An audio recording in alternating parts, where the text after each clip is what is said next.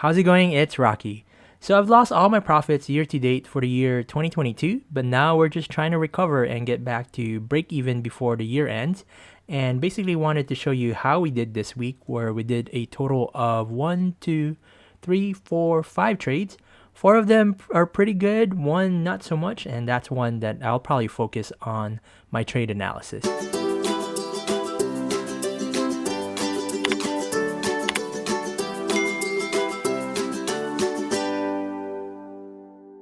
So what I have up in the screen here is the hourly chart for the week, where each candlestick essentially represents 1 hour. And basically I draw these vertical lines just so I can go back and analyze the trades that I did, especially if it's a losing trade. So I can go back and really understand what I did wrong or what I could improve on, because the market moves so fast sometimes that it's really hard to sometimes understand why you entered. So this is a good way for me to go back and do that. So what I'm going to show you is a trade analysis of 2 of the good trades that I did this week. And what I do here is basically I use 2 types of charts. On the left is a time-based chart where each candlestick is 5 minutes, and the right is a tick-based chart where each candlestick represents 512 trades. You can change that to up to 2,000 or so, depending on what brokerage you have. But for the Dow Jones Industrial Average, since the volume is a lot less, I use 512 ticks. And also the pattern that you see here, I'm using Heikinashi. A lot of that details you can see in the description. And of course, previous videos where I go through it. So let's focus on this first trade here. And this first trade, when I enter it, I use a blue line to denote when I enter. And if I'm shorting, I denote it as a purple line when I exit the trade. And on this first trade, essentially, I followed, very technical, right? I followed the rules that I set for myself, where if we look at the stochastic RSI, we are on the oversold side. And then on the MACD, you had seen that the crossover occurred. You can see, by a histogram, it turned from green to red. So very bearish there. And then if we look at the corresponding tick-based side, you can see that on the stochastic RSI, we are also on the oversold side, which is when I like to short. And on the MACD, the moving average convergence divergence, you can see that it also had crossovers. So that's why I shorted with 4 contracts, and this is 4 contracts of the MYM. My account is a lot smaller now, so I'm actively trading the micros. So, I shorted at 30,000. Oops, let me take that back. I shorted at 30,260, and I was able to cover at 30,210. So it's about 50 points, and since it's 4 contracts, that's 50 times 2. So that's about $100 on this quick trade here that pretty much lasted on 11:10 candle to 11:25 candle. So about 15 minutes, $100. Hey, can't complain with that. And then on the next one, I just want to show you that, I know I have a tendency to go long, but I want to be able to show you that I do go both short and long. And as long as I follow my rules and I don't, do my bias of going long all the time, I do okay with switching positions. So on this one, you can see it's the opposite, right? That's the reason why I wanted to do this back to back. I'm bullish on this move because on the stochastic RSI, we are on the overbought side. And you can see how I've changed the colors. Just, so many things going on, and that's why I made it green to remind myself, go long when I'm overbought and go short when I am oversold, where I denoted as red.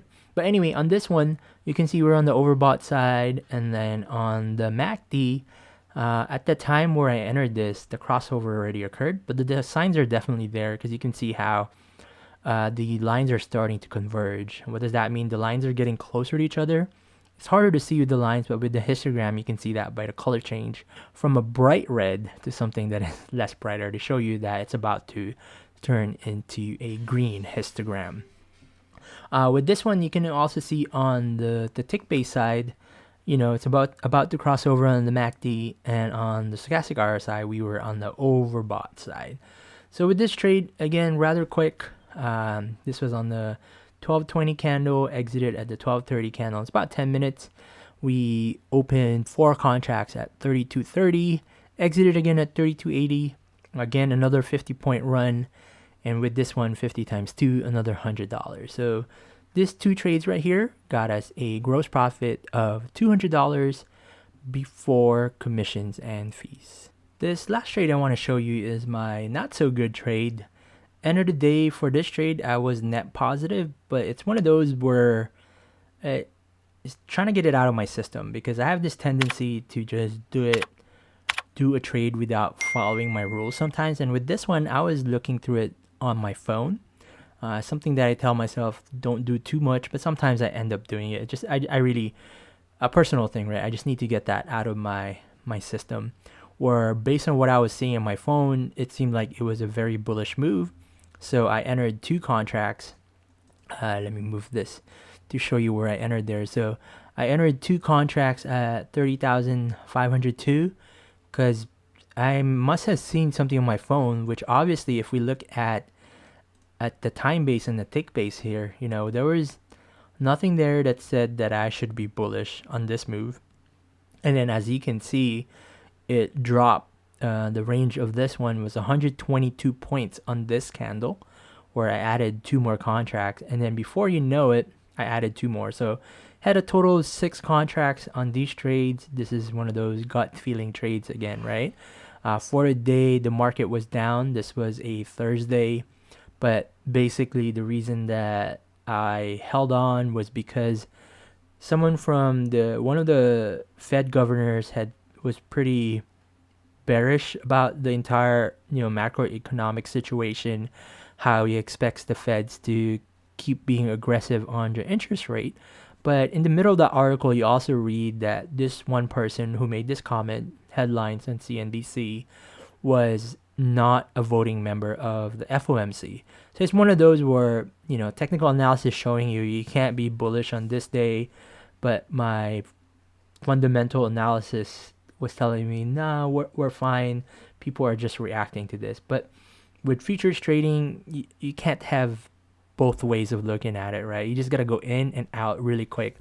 And that is why I say this was a bad trade, because if I zoom out here, and I'll zoom out on both sides, you can see that it dipped a lot. So with my entry, my average around 30,490 something, I think was my average with those 6 contracts, it dropped all the way down to 30,100. So that's 300 or so points. Let's just say 400 points. With the 6 contracts I had, that is like negative $1,200. Since I was trading the micro, I had a more generous OCO on it. But with my usual E-mini that I would trade, that 400 points, if I traded the normal 2 E-minis that I was doing, that would have been $4,000. So again, there's a bit of a difference there. It's really hard to switch from an E-mini to micro, because it's not a linear thing, it's exponential, and that's something that you really gotta understand. But anyway, with this trade, again, I was lucky. This was a lucky trade. I call it a stupid trade. But basically today, Friday, if you look at it, the signs or the articles that the Feds may ease up a little bit on the interest rates, and of course and also the unprecedented decrease in the national debt for the U.S., I'm sure had something to do with this, and of course the earnings, right? But with the fragility of the macroeconomic situation, it's still a day-to-day thing that we all gotta just follow, I guess. So if you're long-term, like what I say, just buy and hold, because that's where my long-term investments are. I don't really care for a lot of these dips. I just buy when they're on sale per se. But if you are trading actively, definitely pay more attention on what the charts are giving you, because you can't afford to hold on to a contract that could pretty much blow up your account, which I've done 2 times this year. So now I want to show you my account statement. This is the transparency part of my content. Right now, I'm recording a little earlier. It's Friday, October 21st. It's 4:12 p.m. in the Pacific Coast. And the time range that we're looking at was from Sunday, October 16th, 2022 to today, Friday, October 21st.